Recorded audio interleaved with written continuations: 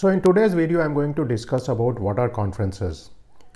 So conferences are basically meetings or a jamboree of scholars or scientists who come together to present their work. And basically these people are united by a certain professional field, and very often conferences are held by professional societies. Now a conference may last for 3 to 5 days. It may have about 50 to 1000 people, and there are a whole bunch of talks which are scheduled during this conference. So the conference has many sessions. So in each session you have a sequence of talks, and here people present their research work in slots of 15 to 20 minutes with 5 minutes for questions.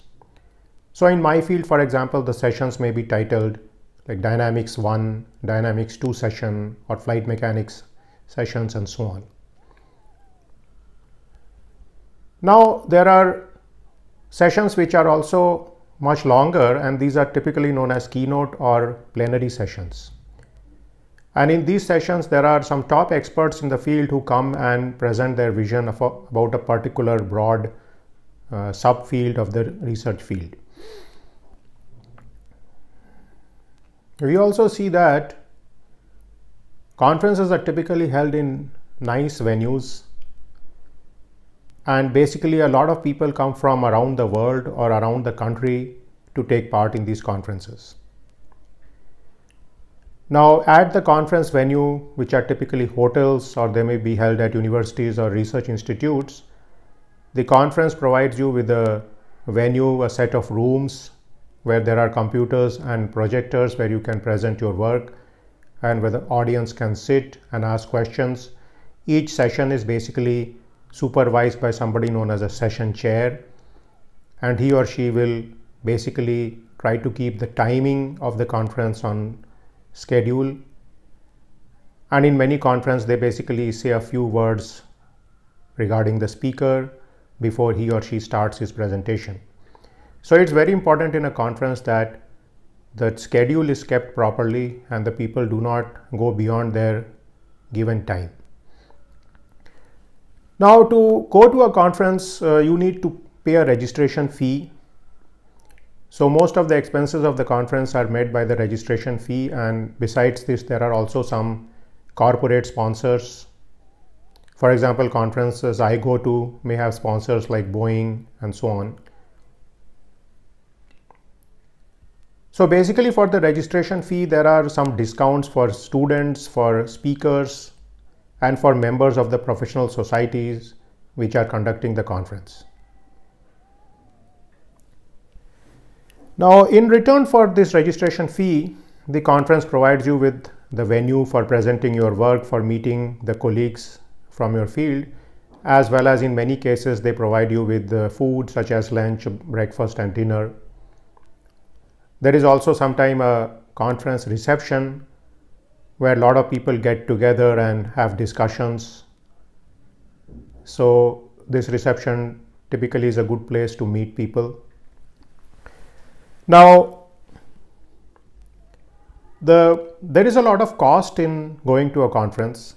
So for example, you not only have to pay registration fee, you have to pay hotel fees, travel costs. If you are going to an international location, you may need to get a visa, so there are costs which go with getting a visa.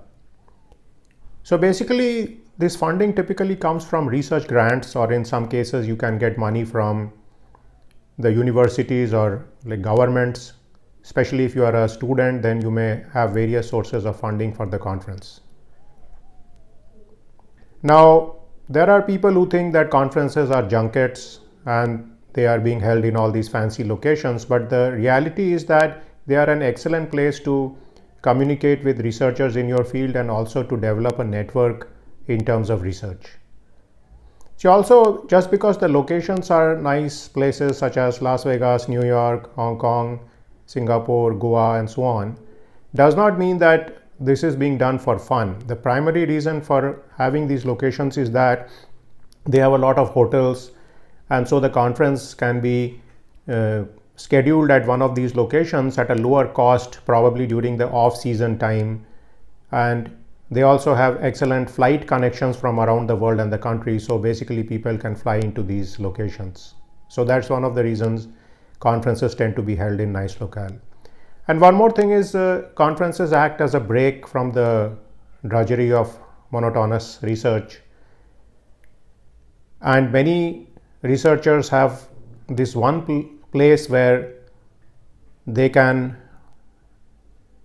have some good time with their colleagues and also learn a lot of things from the different talks. So one of the things conferences do is they present a variety of work, and so therefore you are not stuck to your very narrow field, but one can go to different sessions which may be in disparate subjects, and from these sessions one can get concepts about research which are slightly tangential to your field and which may help you get into newer problems.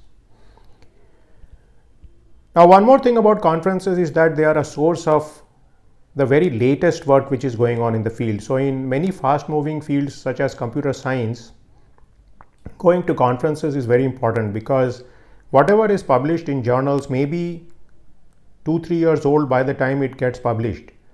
So some of the research which comes out in conferences is basically the most current research in the field. So again, these are some of the thoughts which I could come up about what are conferences, and hopefully this has been useful to you. So in my next video, I'll discuss about why should you write a conference paper and how to write a conference paper. Thank you.